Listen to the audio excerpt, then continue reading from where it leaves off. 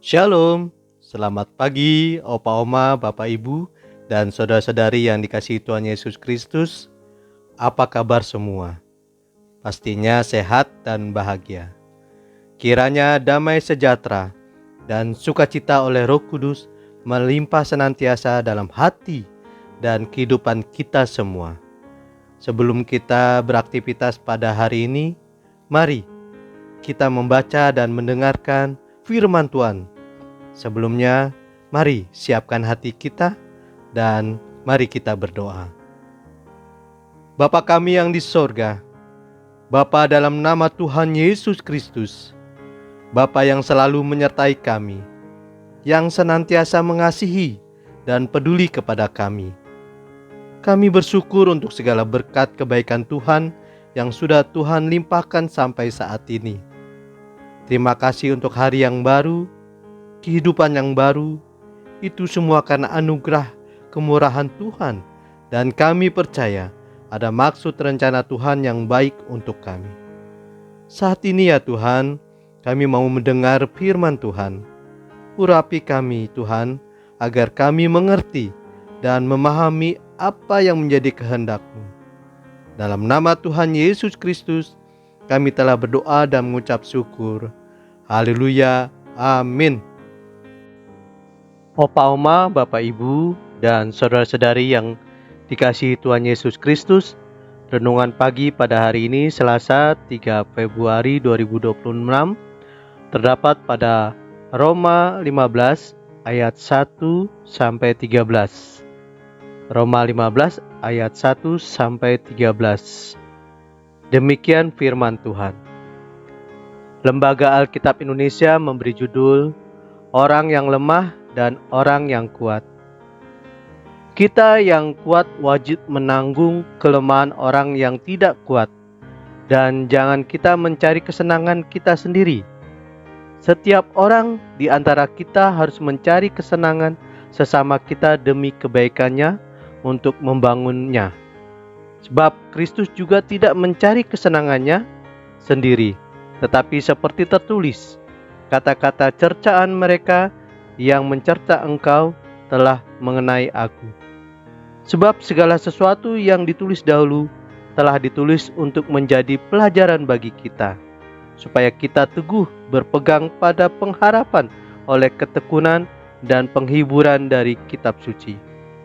Semoga Allah sumber ketekunan dan penghiburan memberikan kepada kamu hidup yang sehati sepikir sesuai dengan kehendak Kristus Yesus, sehingga dengan satu hati dan satu suara kamu memuliakan Allah dan Bapa Tuhan kita Yesus Kristus.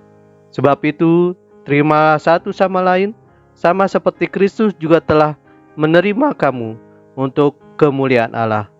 Maksudku, demi kebenaran Allah, Kristus telah menjadi pelayan orang-orang bersunat untuk mengkokohkan janji yang telah diberikannya kepada bapa-bapa leluhur, dan untuk memungkinkan bangsa-bangsa memuliakan Allah karena rahmat-Nya, seperti tertulis, sebab itu aku akan memuliakan engkau di antara bangsa-bangsa dan menyanyikan pujian bagi nama-Mu. Selanjutnya, bersukacitalah hai bangsa-bangsa demi umat-Nya, dan lagi, pujilah Tuhan hai kamu semua bangsa, dan biarlah segala suku bangsa memuji Dia. Selanjutnya kata Yesaya, tunas Isai akan muncul dan ia akan bangkit untuk memerintah bangsa-bangsa, dan kepadanya lah bangsa-bangsa akan menaruh harapan. Semoga Allah sumber pengharapan memenuhi kamu dengan segala sukacita dan damai sejahtera dalam iman kamu, supaya oleh kuasa Roh Kudus kamu berlimpah-limpah dalam pengharapan. Sedemikian jauh pembacaan firman Tuhan pada saat ini.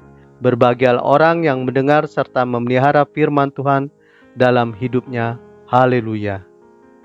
Opa Oma, Bapak Ibu, dan saudara-saudari yang dikasihi Tuhan Yesus Kristus, tema renungan pagi pada hari ini, menghadapi kanker.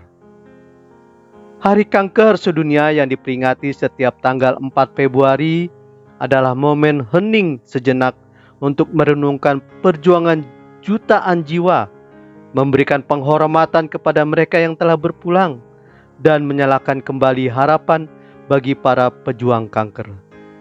Kanker adalah ujian fisik, mental, dan emosional yang berat, karena merupakan kondisi jangka panjang yang tidak hanya mempengaruhi kesehatan fisik, tetapi juga kesejahteraan mental, sosial, dan ekonomi.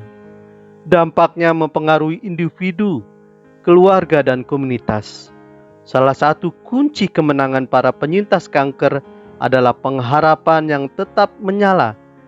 Jika penderita maupun keluarganya sudah kehilangan pengharapan, maka akan sulit bagi mereka melewati proses yang berat dan menyakitkan itu. Hal ini yang juga dinasihatkan Rasul Paulus kepada jemaat Roma. Dalam situasi yang serba tidak pasti, jemaat Roma didorong untuk memiliki pengharapan. Pengharapan Kristen yang sejati berakar pada karakter Allah yang setia, bukan pada keadaan yang serba tidak pasti. Ayat 13 menyebutkannya sebagai Allah sumber pengharapan. Ketika situasi di sekitar gelap, jemaat harus mengalihkan pandangannya dari masalah kepada Allah yang tidak pernah berubah. Di sisi lain, di ayat 1-3, jemaat pun dinasihatkan agar dapat saling menopang berdasarkan firman Tuhan, sehingga sebagai komunitas dapat tetap kokoh berpegang pada pengharapan oleh ketekunan dan penghiburan dari kitab suci. Opa, oma, bapak, ibu, dan saudara-saudari yang dikasihi Tuhan Yesus Kristus, saat badai hidup menerpa, termasuk menghadapi penyakit kanker, mudah bagi kita untuk merasa kecewa, lelah, putus asa, dan menyerah. Namun sebagai orang percaya, kita dipanggil untuk memiliki pengharapan yang berbeda dengan dunia. Pengharapan kita bukanlah sekedar berharap yang terbaik, melainkan kepastian iman bahwa Allah memegang kendali. Dengan dasar itu, maka sebagai penyintas, kita bisa tetap semangat menjalani setiap prosesnya. Dan sebagai keluarga atau komunitas, kita dapat saling menguatkan satu sama lain, sehingga kehidupan dapat dijalani dalam iman dan damai sejahtera Tuhan. Amin. Mari kita berdoa.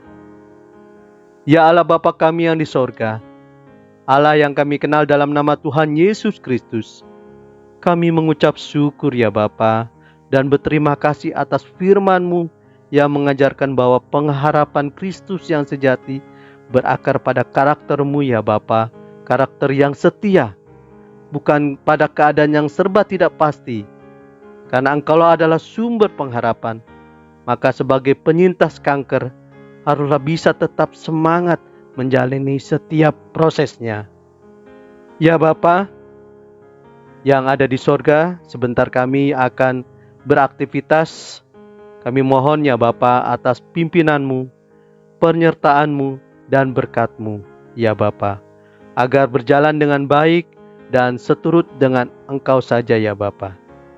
Kiranya segala yang kami lakukan dan kerjakan hari ini hanya untuk kemuliaan nama-Mu saja ya Bapa. Dalam nama Tuhan Yesus Kristus kami telah berdoa dan mengucap syukur. Haleluya, amin. Sampai jumpa di renungan pagi berikutnya.